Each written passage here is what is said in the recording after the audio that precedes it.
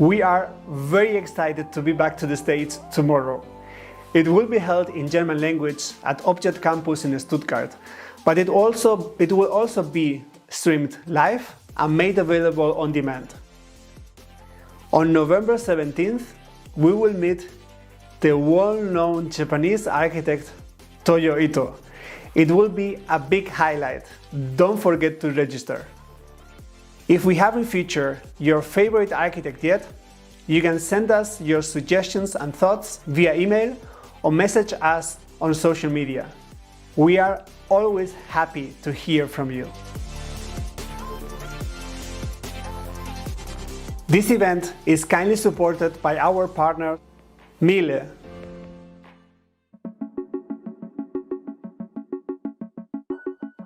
For more than 120 years, we've never been satisfied with the best. We craft state-of-the-art appliances designed to last for 20 years. We make our own parts, forge our own iron, crafting every detail with meticulous German engineering.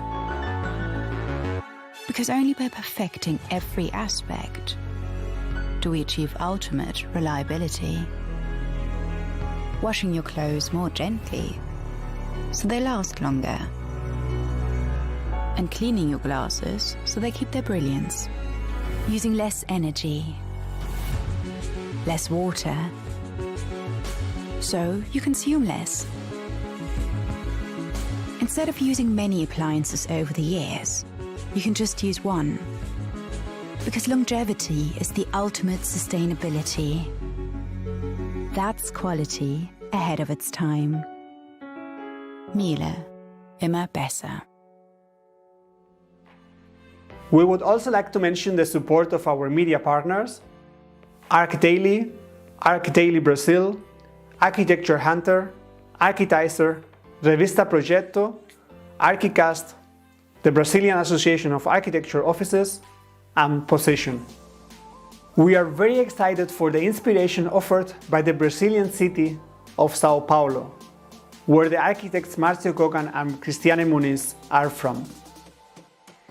Each of them will have 30 minutes on our virtual stage, 20 minutes to give a presentation, followed by an up to 10-minute interview. After the two talks, we will have a round of discussion where we will ask some of your questions, so make sure you get ready and use the box on our website to send in your questions. You will find it on the right side when scrolling down. And that's the plan for today. Let's go for it! Now we open a window to the city of Sao Paulo, where our first speaker became an architect.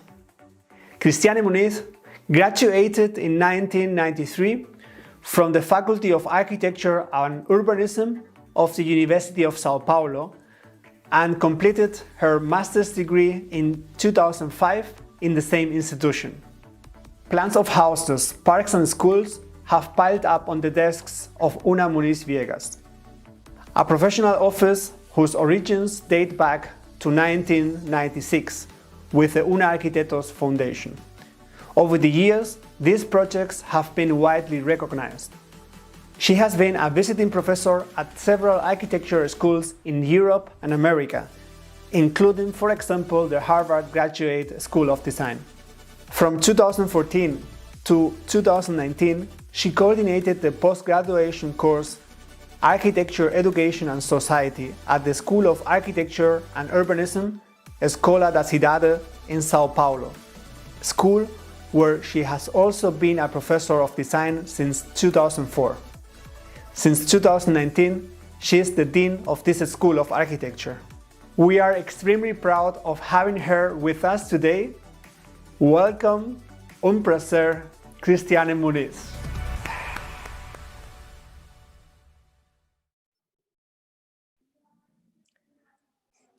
Fermin, thank you so much for this invitation. It's a great pleasure for me to be here, especially with dear Marcio Kogan.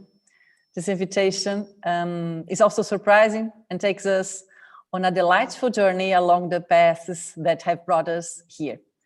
Revisiting places, people, landscapes was quite rich, and I realized that it could make me review some priorities in life. We usually start from the beginning, and thinking about what the beginning was for me, I think it was drawing. I've always really liked drawing, and I had the encouragement of teachers that were outstanding in my life, from childhood to adult life. From about 8 years old, I started to study and produce drawings like this regularly. The ones we can see here are from when I was 9 years old in 1980, with very different from each other.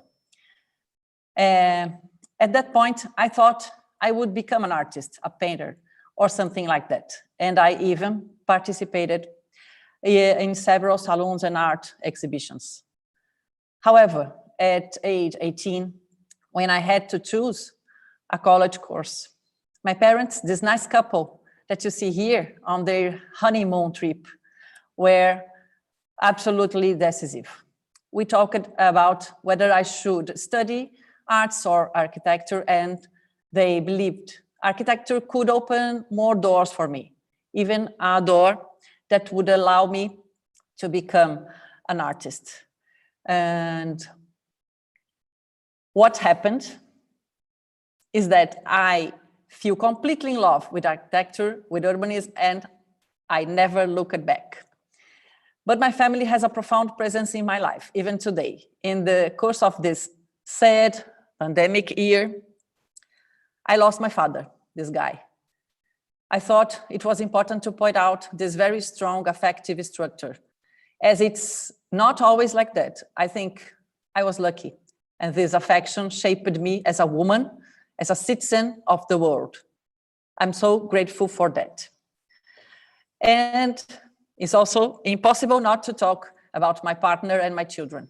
Fernando, my partner twice in the family and at work. We are almost indivisible. And here are certainly our two best works, Antonio and Francisco.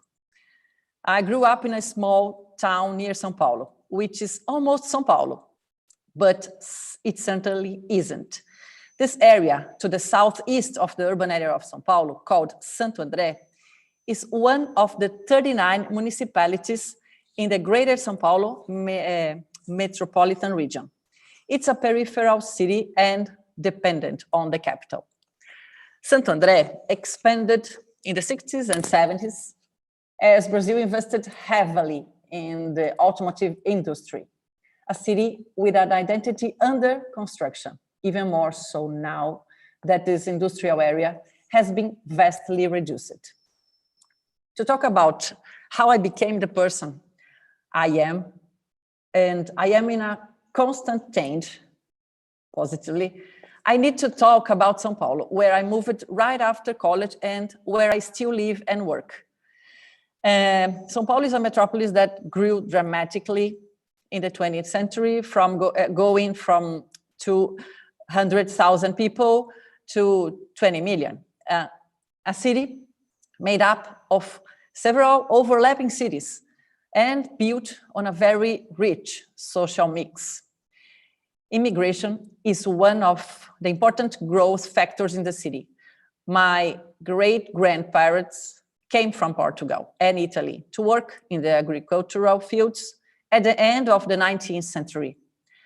And the city remains today as a multicultural palimpsest, full of contradictions and full of life as well. Thinking a lot about this conversation today, I thought the most important thing would be to do a sort of tribute or tributes. I learned so much from so many different people, many I've met or many I've read or watched. And I remembered a speech by Simone de Beauvoir, this madame, and where she said that she was very privileged in her life. She had all the opportunities that someone who wants to follow her path had, supported by a safe and supportive family structure. Without a doubt, being a relatively wealthy white woman counts as part of these privileges. But she kept saying that having lived from that perspective, it was an obligation to become a feminist and fight for equal rights for women. And I think the same way, and we have to continue fighting. So far, I've talked about a very solid foundation that has shaped me, the structure. I'd like to talk about now is one of the main themes and interests that have come together in my professional life and that are still in development, teaching and learning. Paulo Freire, this great educator, not only in Brazil, said that those who teach learn by teaching, and those who learn teach by learning. And so I wanted to talk about one of the greatest architecture professors we have ever had, Vilanova Artigas. Artigas designed not only the FAUSP building, which in itself is an immense lesson of architecture. Living in this building makes us thinking about freedom and otherness and how to expand limits. But Artigas not only designed these spaces for learning, he also coordinated the reformulation of the architecture course in the 60s, which expanded and influenced practically all architecture schools in our country.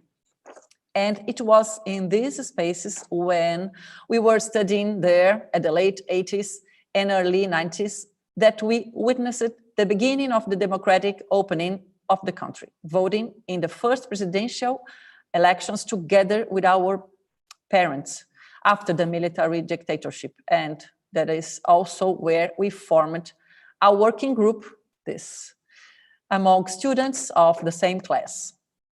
We created an arts, architecture, literature, comics publication called Caramelo Magazine, which ended up establishing itself and following the practice of reflection at FAUSP for several years. For me, or for us, our paths were crossed, representing a future perspective of collective work that would follow.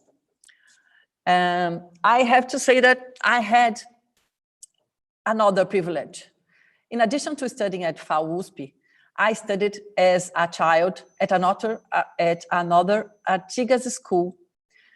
Reflecting on this experience today, I'm sure about the influence and power of these buildings in my training. At a public school for children in Santo André, where I studied between the ages of 5 and 7, left a deep impression on me. For many years, I thought I could be a kindergarten teacher. That atmosphere of continuous circuits unfolded at different levels, powerful spatial continuities of strong structures, almost beings that inhabited that place, followed with me and with everyone who lived through that experience. And finally, I finally show up here, this second girl, at age 6, in one of those moments. Well, I must also talk about Paulo Mendes da Rocha, teacher and great architect, with whom I had the perk of working and learning, and who sadly left us in May of this year. There are many lessons from him about the essence of the projects, about the review of our colonial history, about the difficulty that was evidenced or transformed into a project issue, about resistance, about ethics. He returned to FAUSP at the time we were finishing the course, after a period of mandatory leave by the military, and was our teacher and advisor for the final works. Afterwards, we became very close. We worked in the team he put together for São Paulo's bid to host the Olympics. And during my years at Escola da Cidade, we were, where I am currently the dean, he was very close. This is one of the last seminars with him at the opening panel with Solano Benítez from Paraguay. It was a lovely discussion. What we learned from our teachers changes us deeply, and I am very grateful to everyone. And it seemed important to bring them here as a tribute and as a way to spread their work. Talking about Lina Bobardi is also imperative. A brilliant architect, her work is gaining more and more new contours, new interpretations, and remains current at a time where it seems to us that the role of women is beginning to be more valued in the profession. Her trajectory deserves the recognition she achieved. Two recently released biographies attest to this interest. I want to tell a story, maybe more to the students. This book, which is a very competent research on the Paulista's modern houses, was a kind of guide for us at school. There were very few publications on Brazilian architecture until the 90s, and this book has become a compilation of the best houses from this period. I strongly recommend that you get to know it. And it turns out that as students, we decided to visit every house we could, and every day during lunch break, in the second and third years of the school, we would go out to try these adventures. Many of the owners wouldn't let us in at first, but after a few tries, it was almost always possible. It was a wonderful time. Getting to know the houses from the inside, seeing them in operation was a discovery for us as students. And there wasn't this digital world that we have now. When someone finishes college, they know that have completed an important cycle. However, they also know that practice will complement training and that this is absolutely necessary. And I started working with André and Guilherme the day after my graduation, and I had an experience of 3 years, and it was like a new school for me. Today we are colleagues. They are both teachers at Escola da Cidade. Guilherme is also a coordinator there. They have worked with Lina Bobardi, so they brought new experiences, a view of freedom and unexpected actions for architecture at that time. At the same time, much respect for historical and cultural processes, often with craftsmanship at the center of the creative process, including the participation of actors who were previously distant from the project. These were essential years to get to know construction, to understand different construction systems and techniques, always free from prejudice. And I worked at the same time with Renato Viegas, this guy, in a collaboration, which completed this formative period. Together, we built our first houses in the countryside of São Paulo. During the beginning of our work as an independent office, in 1996, AnA Architects occupied this warehouse that brought stories from Paulista architects, our teachers, our colleagues. And for over 40 years, this old warehouse, originally a car shop, has been occupied by different groups of professionals. We were one of these groups from 1996 to 2003. And in 2004, we moved to downtown São Paulo. And since then, I have also been part of Escola da Cidade, an ambitious and experimental project for a new school of architecture in the central area of the city, which occupies 2 neighboring buildings from the 40s, designed by the architect Oswaldo Bratski from São Paulo. Originally built to be residential, the 8-story blocks were radically transformed to house a school of architecture. This in itself appears as a great lesson. To occupy a pre-existing structure in the central area of the city, almost entirely empty, and which has the potential to regenerate a certain sector. That's what's happened here. And we are approximately 500 students, nearly 100 professors, including Marcio, and about 50 employees who are working collectively and participating and deciding on the direction of our institution.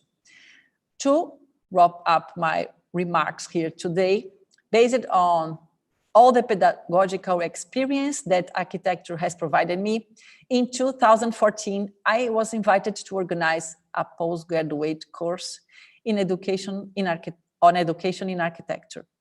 A huge challenge, because aside from the experience of many years, I had never really studied theories of education or somehow systematized this knowledge that I already had. I invited two teachers from the school, Mayra Rios and Marcio Kogan, my dear friend here, to organize this program together. And Marcio was incredibly generous and ended up participating in the coordination, being present in all the classes. Mayra became an inseparable partner. Today, she's with me at the school board, and she's still coordinating this. And this is the images. And this course opened up our world of discussions about learnings and teaching methodologies and practices, and ended up becoming a forum for discussions about teaching and about the school's pedagogical proposal, since the first years was made up entirely of teachers from the institution. The course was generated as a pilot and offered free of charge. Classes were organized by themes and based on conversations with Brazilian and foreign guests who brought their experiences to this exchange with our faculty. Workshops and other courses are also configured as a way of learning and teaching in different situations and with different groups. There isn't knowing too little or there isn't knowing too much. This is beautiful. As Paulo Freire used to say, there are different types of knowledge. I also love different activities such as graphic or furniture design, such as this small box of books for a very special publisher, Carambaia, who asked me and my partner for a project for a writer who practically invented the genre of urban chronicles, this João do Rio, who was also a journalist in the 50s in Rio de Janeiro. Or this image, intensely participating in the construction of our projects, from which you also learn a lot.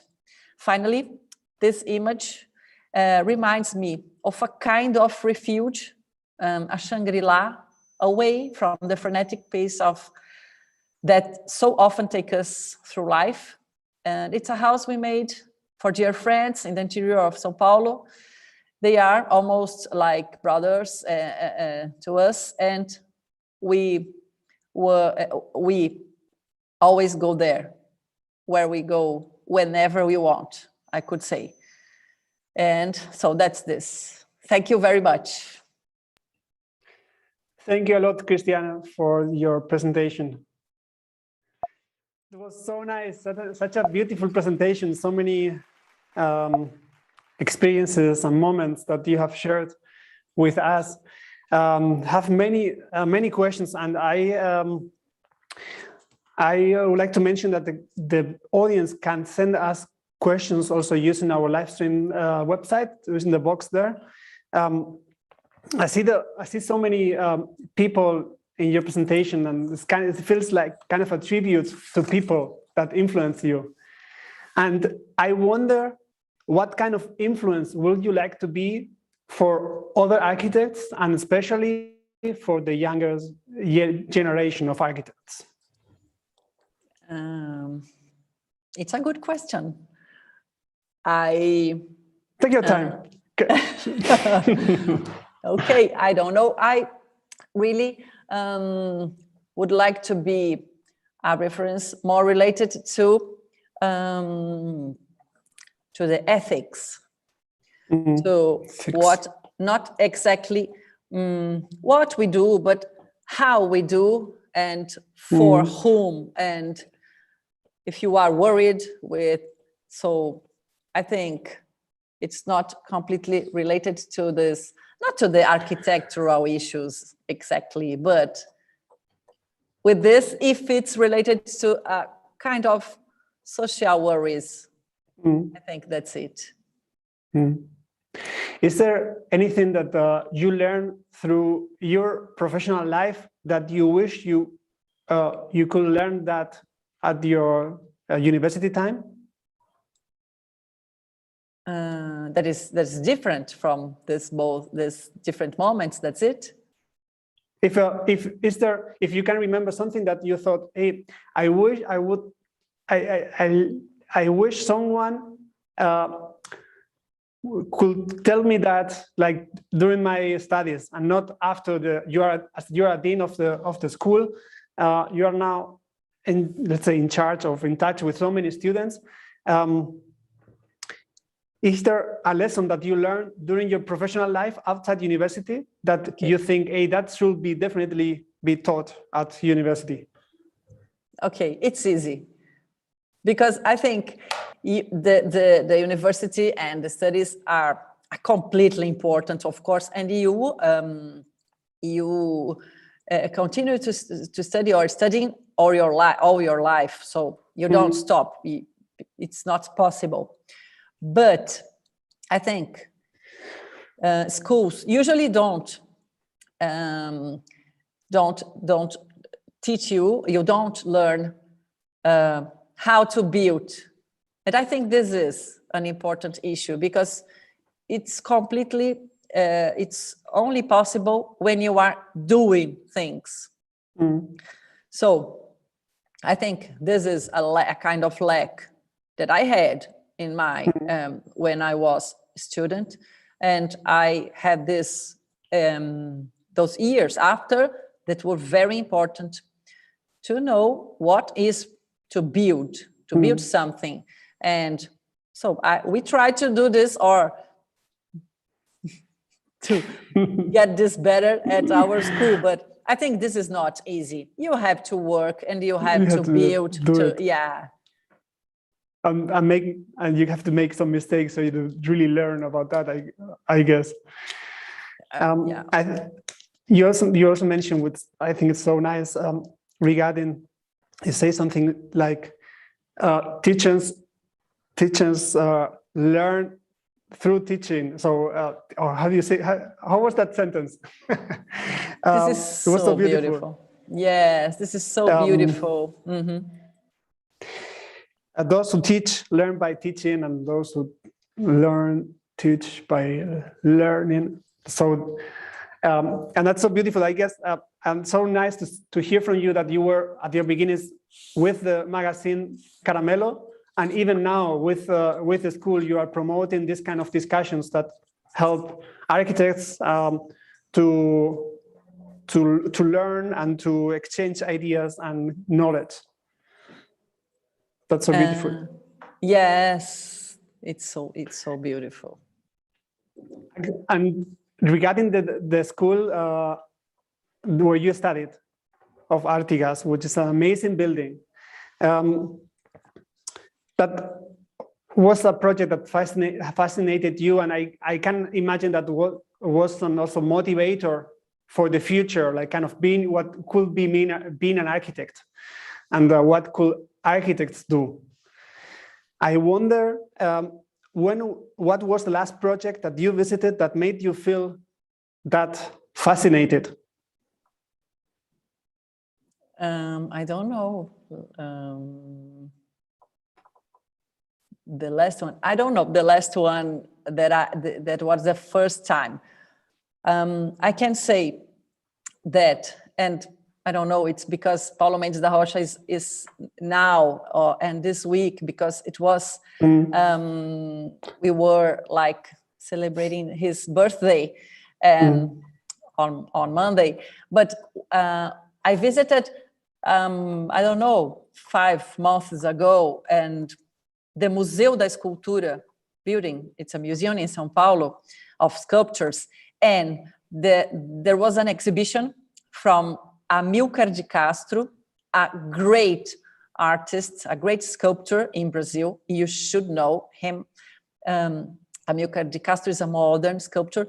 And this, I can say, wedding, this exhibition at that place was completely astonishing. And I have to say that I feel a great emotion, a great, this was very touching. So we have to go there. It was relating the building with the use. With art. It's not just the building, because the building is amazing, but with that exhibition was completely impressive. And you also mentioned the privilege of that some people have, or that the woman had, the woman that you mentioned, to do what she wanted to do in life, and also having the support of family or the friends whatsoever. What could we do if we don't find that? It's like not everyone has this supportive environment. What could we do in order to move ahead with our passion for architecture? If we don't have that supportive environment, what would you say? Well, I have to say, I said this because I believe that the first thing to change this inequalities is to assume the privileges. I think this is the first issue. And I have to assume that I had. And even being a woman, that this is not easy. And okay, that's it. But a white woman, kind of wealthy, so, well, easier. So I think this is the key. Assume that people has privileges, and we have to think about this and maybe to try to do this more equal, more justo, kind of. Yeah, justice. Yes. What fulfills you the most of what you do with your practice and with your teaching activities? What fulfills you? Everything I do. I really, this is difficult because I love what I do. I love going to the office. This time that we couldn't go and stay at home and doing this Zooms meetings, just working with our collaborators and everybody. But okay, but I love going to the office. I go walking, it's near my house. This is another privilege. And I go walking to this. True. Yeah, and even mostly in São Paulo, you can imagine. And I go walking to the school, and I also love to go to the school and being with the students, and just because we learn a lot, and this is so rich. But I love to be with my kids also. This is true. I'm not unjust. I think I'm lucky because I like what I have. So nice to hear. One very last question regarding Fernando. I would like to ask you, how do you complement each other if you are different, and how do you work together? Because you're partners in life and also at the office, so that's tough. Since a long time ago. And I think we complement ourselves, and he is more talkative. I'm more quiet, and I like organizing things and drawing, and he is more explosive or more. So I think I don't know, but maybe it's because of this, it's going very good like this, because we do this complementary things. This is not easy to talk. It's not a problem. I like, but it's not easy to analyze. Yeah. Well, that you are now together in Portugal, like participating in a workshop again mixing private life and professional life with the travel, with the trip, which is so nice. I see one very last question. I saw a question from the audience coming in, and is if you think that architects have a different way of looking at reality. Completely. I think because we have a kind of optimism, facing things, facing the world, facing our realities. So this is different. I think for us is more funny to go out on trips, and because if you are working, you are just looking at a city, you go to a building and go to see I think these things, we kind of enjoy things from the cities, from places, of course, but from people. And I think maybe we are kind of psychologists sometimes with our projects. So maybe this makes us like enjoying life. I don't know, but I think this is different. Yeah. So nice. That's true what you say. Chris, if it's okay if we wait 30 minutes and then we go for the roundtable discussion. So I would like to introduce now Marcio. So thank you, Chris, for the wonderful presentation and also for the interview. Thank you a lot. Thank you, Chris.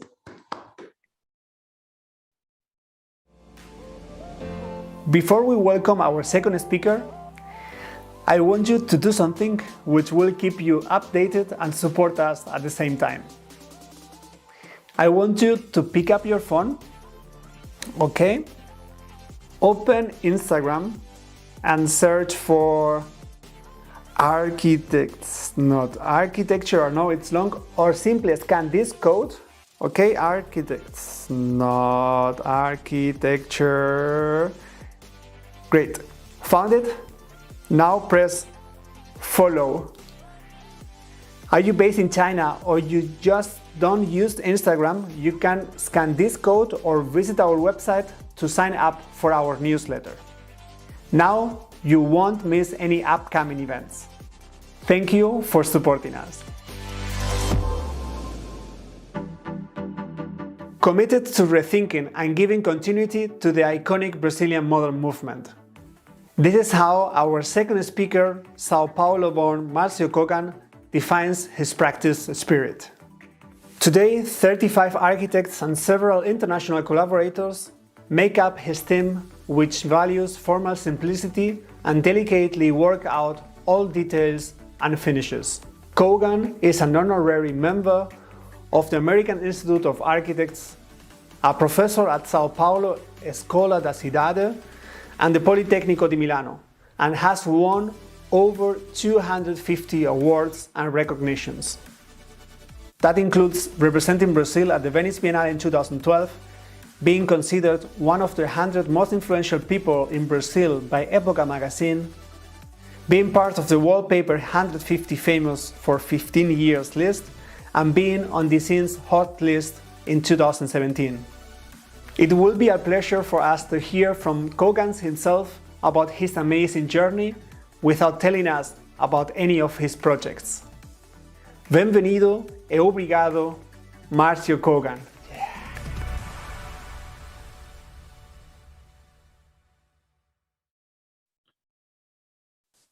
First, thanks for the invitation, Fermin, and congratulations, Chris, for an incredible lecture. And now I'll tell about maybe 4 important facts that happened in my life. The first one is about my father. He was an architect engineer who designed and constructed some incredible modernist buildings in São Paulo. And what remained in my memory was the day we went up a building under construction.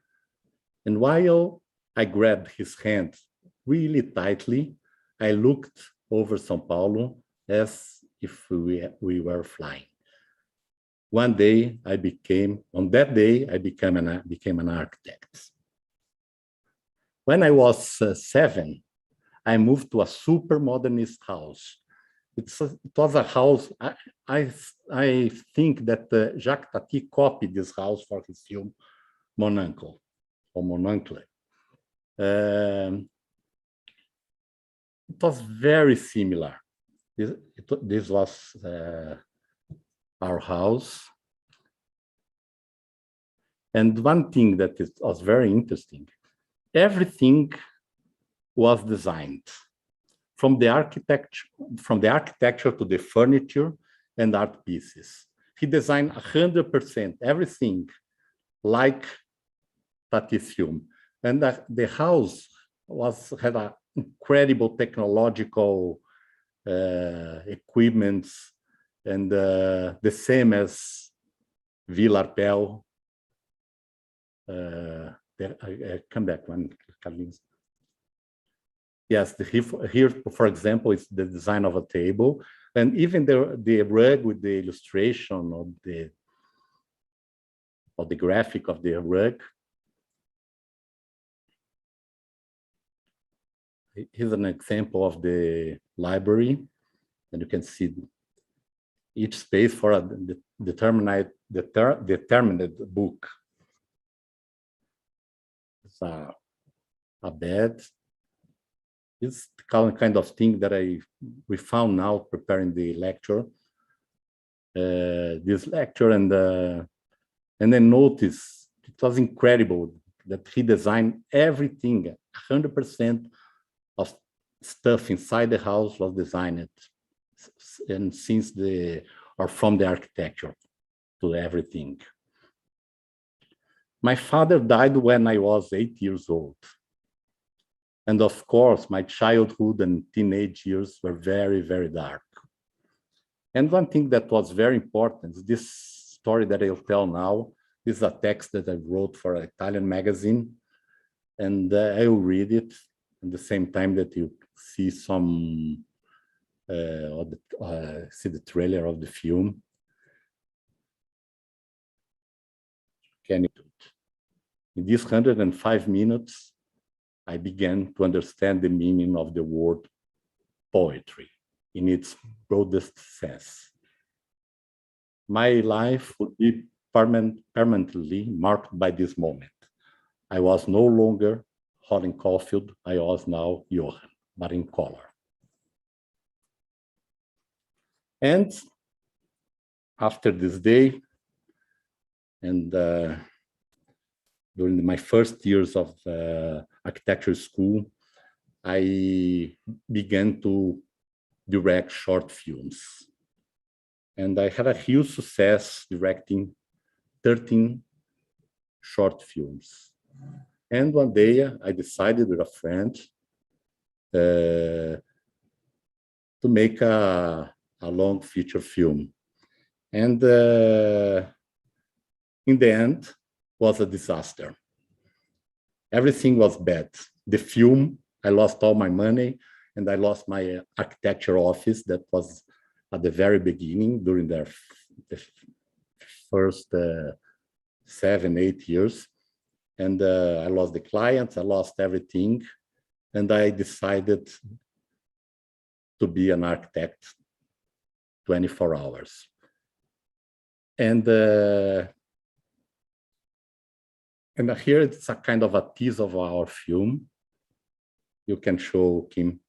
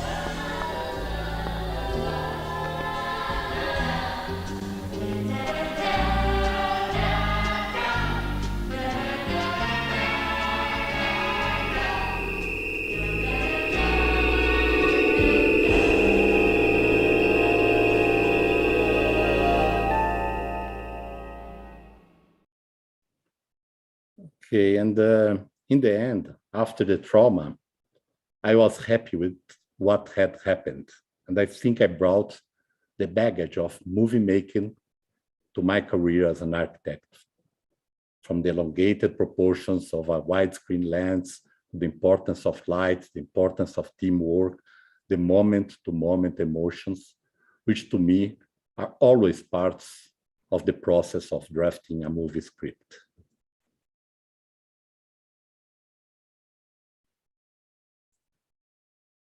In our office, it's this one thing that I think it was very important that I brought from movies, the importance of teamwork. You see, all projects will have some co-author, everyone, one or more co-authors, and mainly in movies, you see it's a very classic teamwork from the cinematographer to the set designer to the screenplay. Everything is very, very important. And I try to bring this to my office. And the light, the importance of the artificial and the natural light. Sometimes I used to wait 10 hours of the lighting to be ready before shooting, and when they turn on the light, you see the importance of it. The widescreen, this kind of thing influenced a lot our work. And I tried during my filmmaker years to create elongated screens. And I'm quite cinematic. In the early stages of a project, I always create a character who will live in the space in question. They have a life story, sometimes a man, sometimes a woman, or perhaps some kind of mixture of both. They constantly walk around the space. And now I will show you my methods. There was a very dense fog. Slowly, I begin to make out a long concrete wall. 3 ballerinas from the triadic ballet appear out of the blue and suggest a modernist staircase so they can rehearse a new choreography. I get worried that they could fall and add a story, also in concrete. A passerby drops off a completely faded red and blue chair. And a strange tree has just bloomed. My great friend Hulot comes to see what's going on and creates a round window to see the beautiful view. Finally, I decide to make it bigger before walking up from this dream.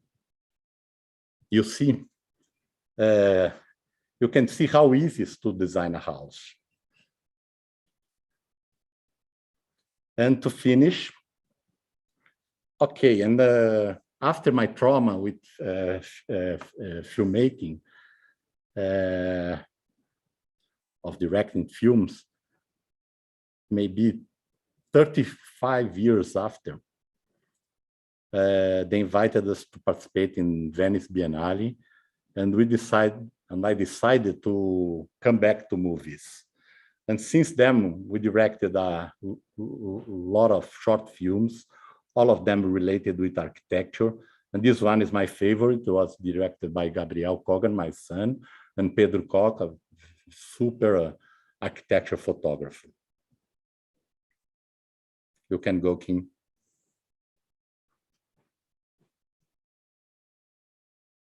And who wants this kind of house? Cold, dull, without life? This was not my dream. It was the dream of my ex-wife, Susanna.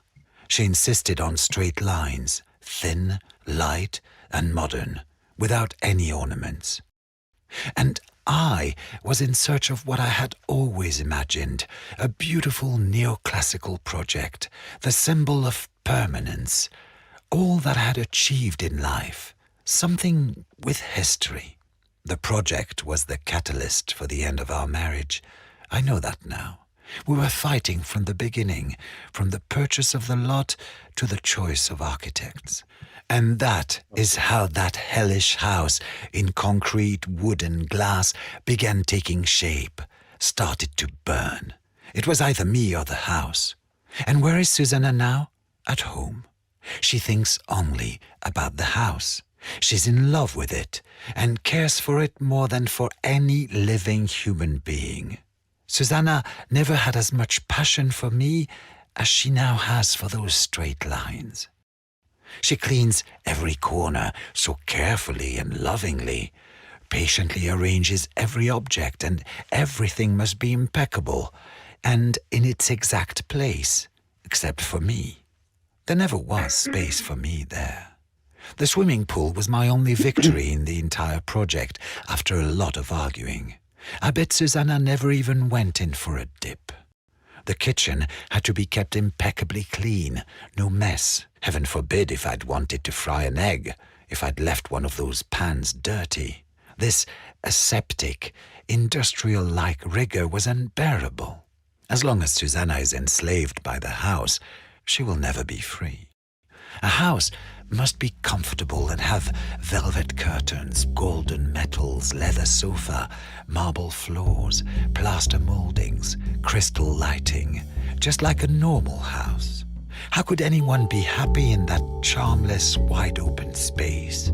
I want privacy in my life without having the impression of being observed at every moment. I definitely don't need enormous windows. And the architects, cynics, they think that the house should defy everyday life, teaching me how I should live. In fact, thinking about it, they're responsible for all of this. This situation will not last very long. She'll realize that she's been foolish, building that sort of house that way, the absurdity of her passionate love for this house. She will abandon the metallic door frames and come back into my arms. She will not resist, I'm certain of it. Shortly, she will take her eyes off the flat flagstones, and Susanna will be mine again. The house will be mine, and will be the way I've always dreamt, with pediments and ornamented columns. It will be a home as it should be, impressive and beautiful and classic.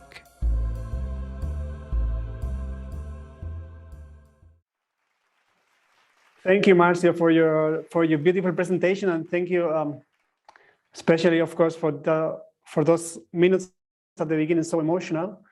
It was very nice to hear from you about those experiences, and from the final part of your presentation.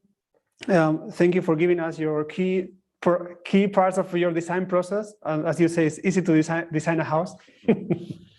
now you will see some bailarinas and some dancers at the drawings of competitions for other architects.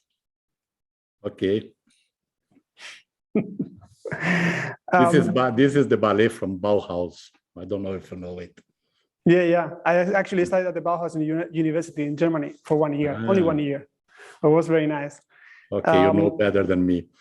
No, I'm not sure. Probably you know much, much more than me. You mentioned about the time you were broke after the film. I wonder, how do you deal with this kind of setbacks, or what will you do if you experience something similar these days? Okay, at that moment, I was beginning my career, and it helped me a lot to create a language. It was bad moments and very good moments. And today to be different, okay, I have an office with a lot of good architects that they can run the office. at that moment, it was very difficult.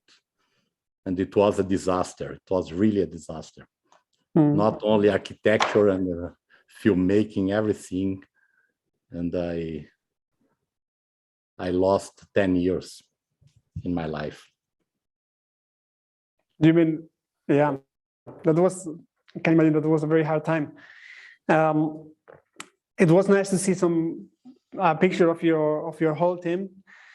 I wonder, in an interview, you mentioned that your work is to give others pleasure. Like, but Marcio, what gives you the most pleasure? Oh, okay. They pay me to give pleasure in all sense, since a private house until a hotel. I'm a kind of a prostitute. But what gives you pleasure? What gives me pleasure? Okay. Yes. The bill at the end. To produce a good project. Yeah. To a Coca-Cola with lemon and ice. And small things of life. Like, for example? Everything, okay. Everything, every single moment that I'm breathing, I have pleasure. And I see in your background so many. I love the life. That's beautiful. I see in your background so many objects. Can you tell us something about it? It's a collection of objects of my life. What do they everything mean to you? there What is kind a of story objects? here. Let me see if I have something. Pega aquele quadro do filme.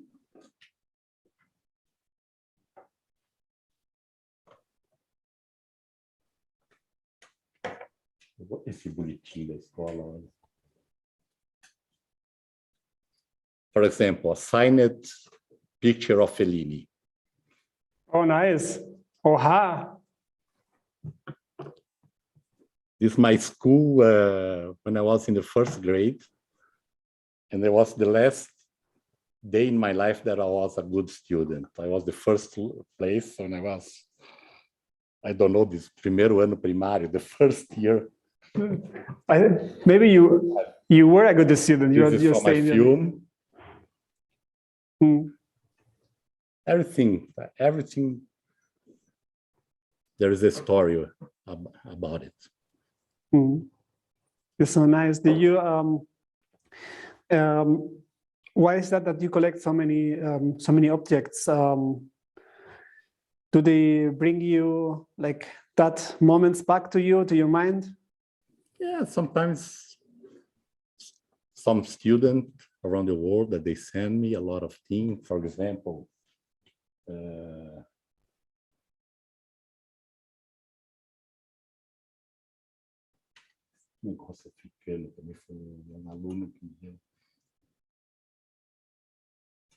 for example, a boy from Africa sent me this. A student. Everything there is a story. Everything, absolutely. So now we can ask the audience to send you objects. Okay. Yeah. So they can find the address in on your website. That will be funny. Yeah. Also in a previous interview, you mentioned that you're very, very critical with yourself. Yes, I am. What are the things that you are trying to do better?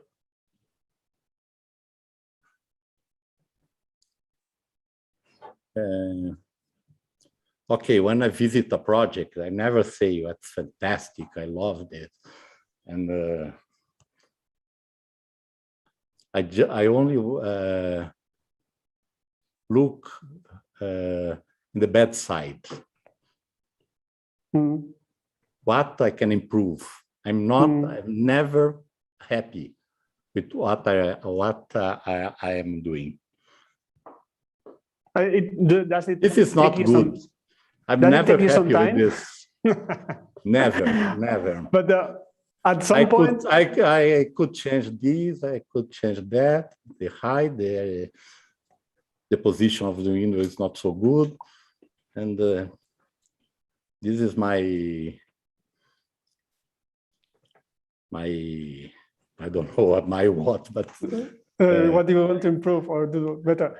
Marcio, now, after so many years of practice with so many well-known projects, can you look at the projects back and think, oh, that we did a great job and that was very nice, or it is still hard for you? Never. No. So you still see the mistakes. I just see the problems. Oh, that's but can you sleep well? No, perfectly. That's good. I'm happy to hear that. Okay, and in the end, I'm looking for opportunity to improve it. Next project. Next project. From the audience, I see one question asking, what is your biggest inspiration inside Brazilian's architecture?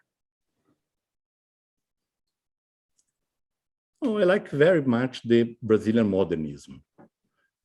When I was when I was studying architecture, I used to hate it because all the teachers, they pushed me to do this kind of thing. At the same moment, at that moment, I used to love archigram, and at that moment, they were building the Centre Georges Pompidou, and it was a different moment, the Brazilian. But after I was graduated, I began to love the modernism. Also inside Brazil, because and understand the importance and to understand the importance of this modernism in the whole world, because it was so good.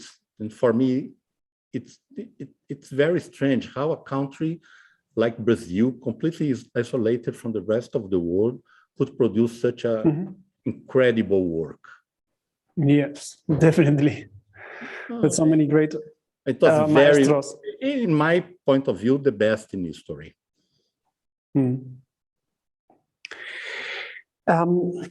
As you mentioned, I don't know if Chris agree with me.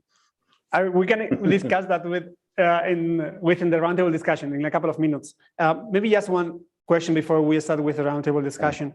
As your son Gabriel is also an architect, what advice do you give him as a father? Oh, I just let him doing what he wants, what he wants. Just this, to have pleasure in life. That was nice. That's great. Marcio, thank you for the interview. Now thank you for the presentation. He's teaching in Japan. Oh, that's crazy. That's so nice. Beautiful. Marcio, let's, if it's okay for you, let's start the roundtable discussion with Cristiane. So, okay, Cristiane, could you turn on your microphone? Okay. Now, great. Now, first, thank you both for the beautiful presentations. It was so nice. And I wonder, now that we see you together, two of the architects we admire the most from Brazil, that's so nice for us. I wonder if there is a question unrelated to projects that you always wanted to ask each other. Someone, Chris, do you want to go first? Yes. It's not easy, this. I don't know. I think I was just thinking about if there is a city that you would like to go that you weren't, or maybe if you should recommend a city for a student, which city could be? I think this is matter. Marcio. Well, during the last years, and be in love with Japan. Or not only Japan, mainly Tokyo. And I learned nice. about the contemporary Japanese architecture and the traditional one. And there is a lot to learn about it. There are also some similarities with I can ask you the same question. She will say now, Lisboa, as she is there right now. I have to say Portugal. Lisboa. Yeah. Oh, maybe, no, I don't know. I think Japan also, but no, I haven't been there. I would love to go there. And let's go together. Yes.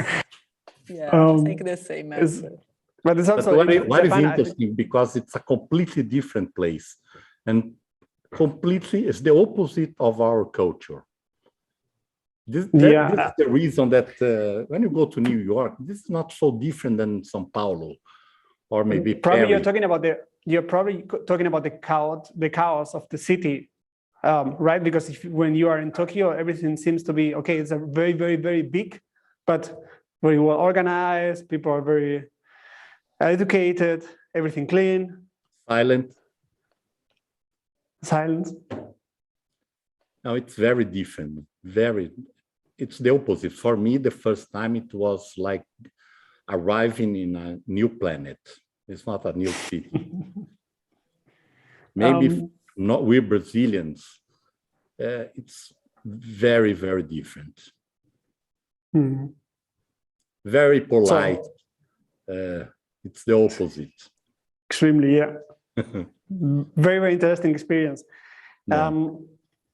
Actually, for architects like me that have never been to Sao Paulo, sorry, but we will do it in the future. What would architects love about the city? Chris, you're going to go first? Or, yeah. Chris? No, you can go, Marcio. Yeah. Marcio. No, I think, okay, the city for me is awful, chaotic,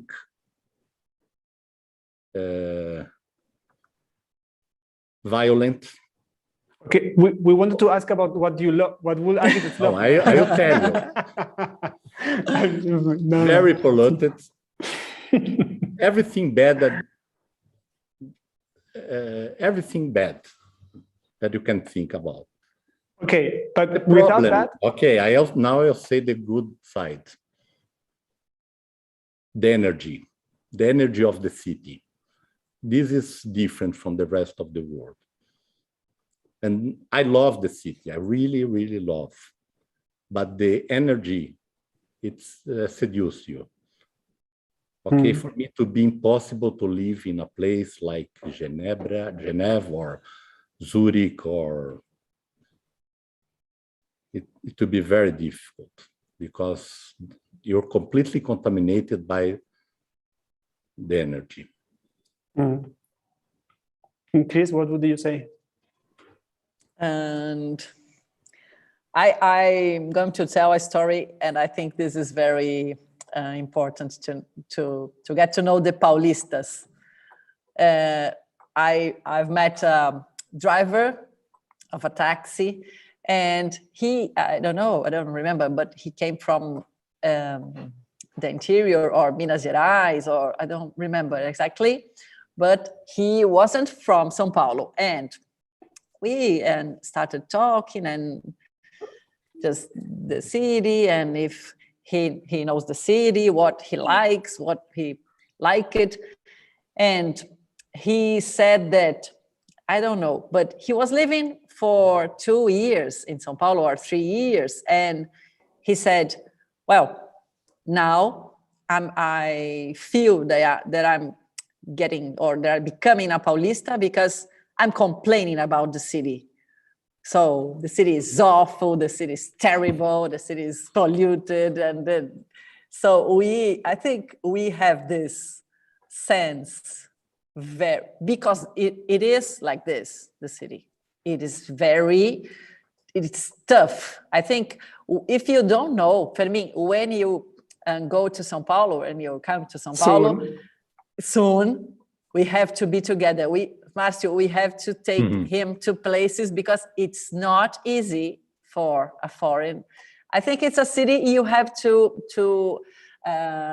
know with some affect, with some friend because it's not easy. It's not for beginners. For the beginners, that's it.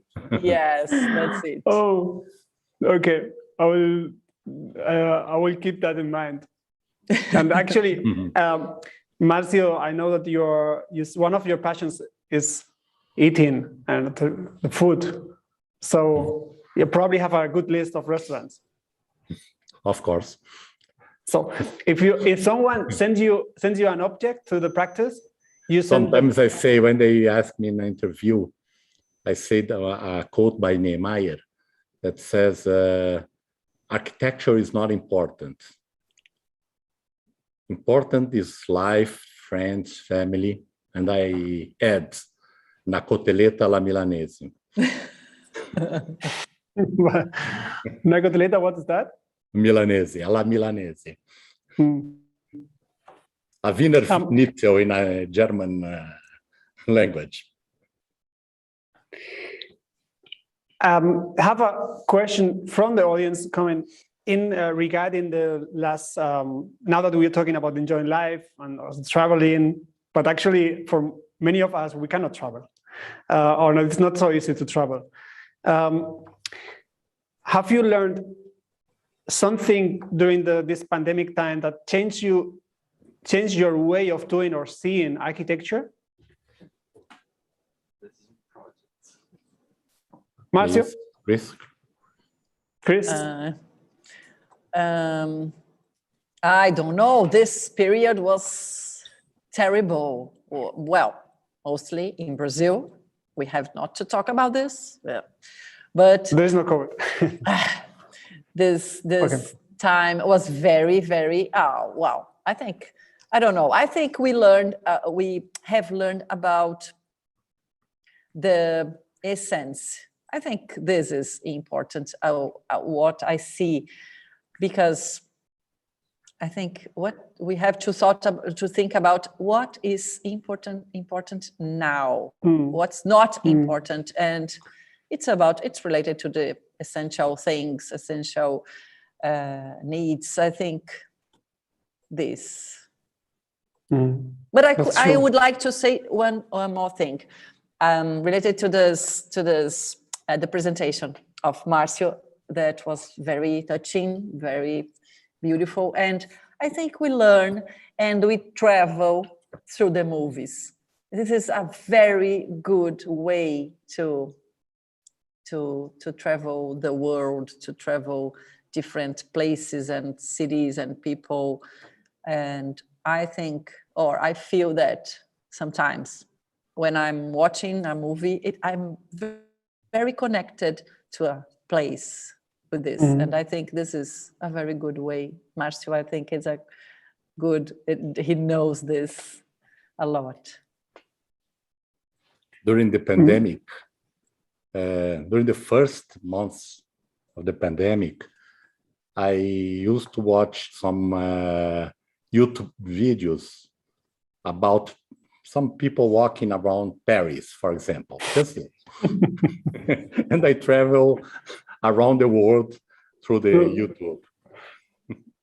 Probably with a personal view, so really not seeing the person, but only the view.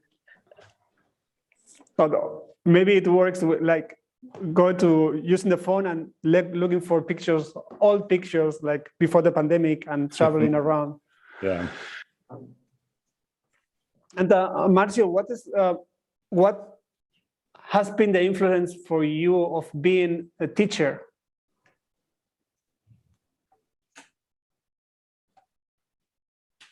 Oh, I love to teach. I don't know if I had influence over it, but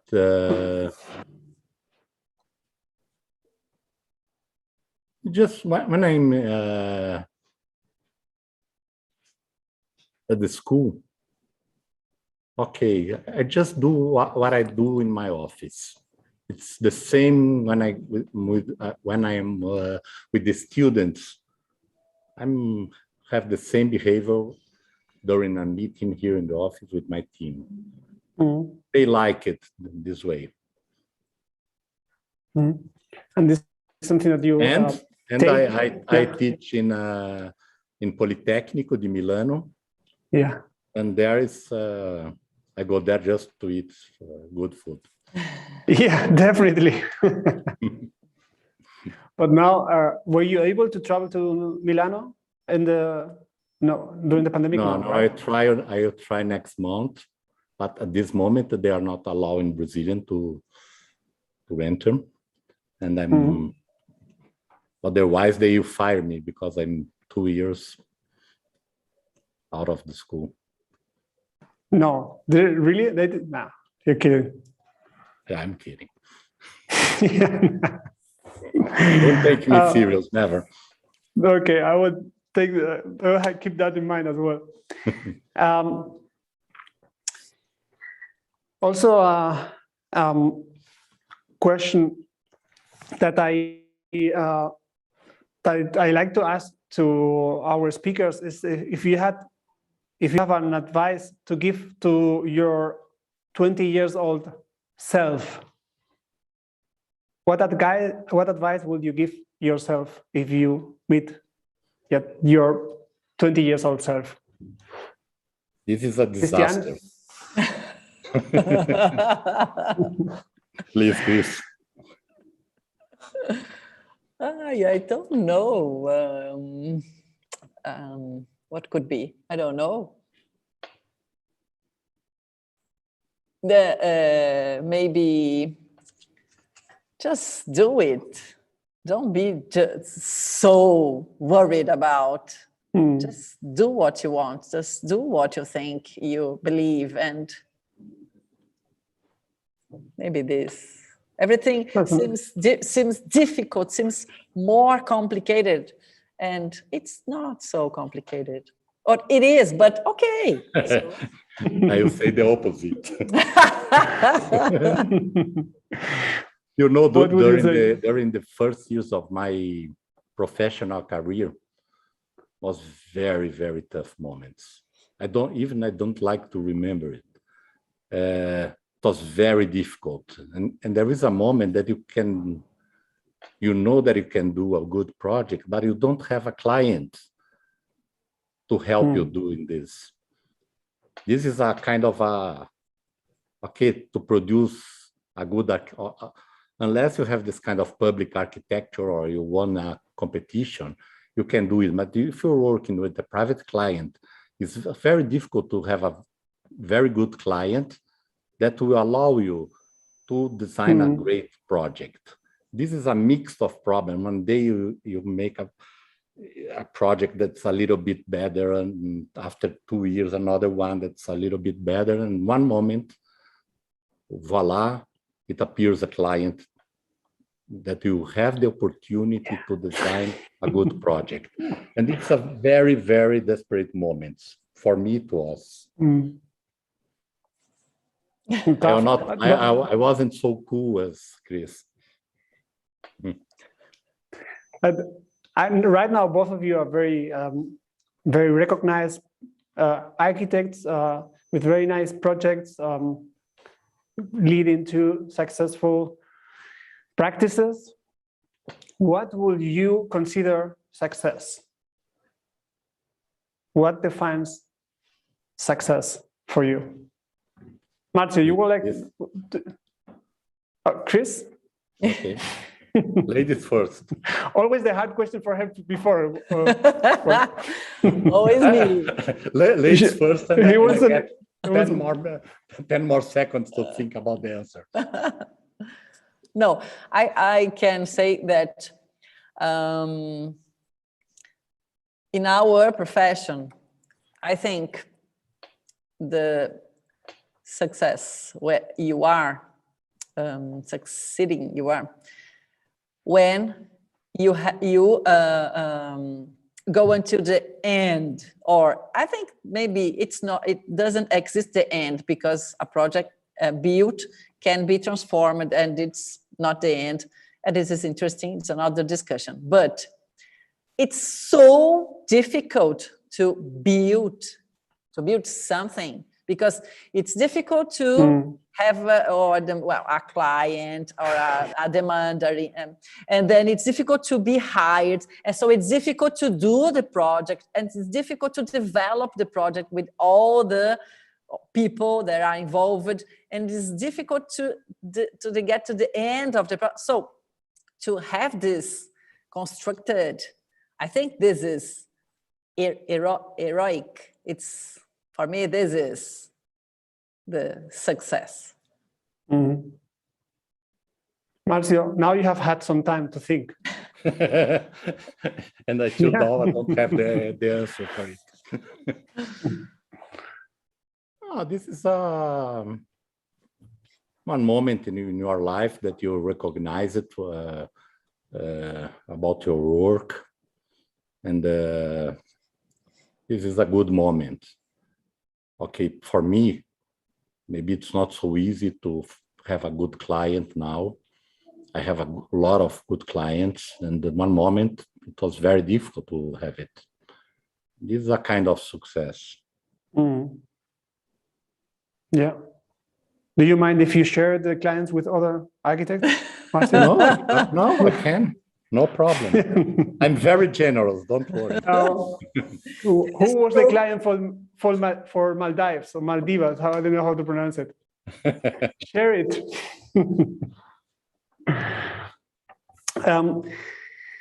I would like to thank you. I don't know if you have a question. Do you all would like to ask each other? If so, it's the time. But if not, I would like to thank you for participating, for being so kind to be here with us this 1 hour and a half. It was a pleasure and also an honor and a huge opportunity for us to kind of discover the Brazilian architecture. We know it would be nice if we can do it in Sao Paulo as an in-person event, maybe in the future. But for us, it was so beautiful to have you both participating. I hope the audience enjoyed as well. I hope you enjoyed. I'd like to thank also Mille for supporting the event, and also our media partners like ArcDaily, Revista Progetto, well, so many. The Architectural Association of Brazilian Offices. I'm going to miss some. ArcDaily Brazil, many media partners who shared this event. We were very honored, and would like to thank you and also the audience for participating and joining us today. Thank you a lot. Thank you very much. Thank you. We're going to miss you. Thank Hopefully you. we can visit you. Thank you. Very nice. Thank you, you too. Thank you. Thank you. Very nice.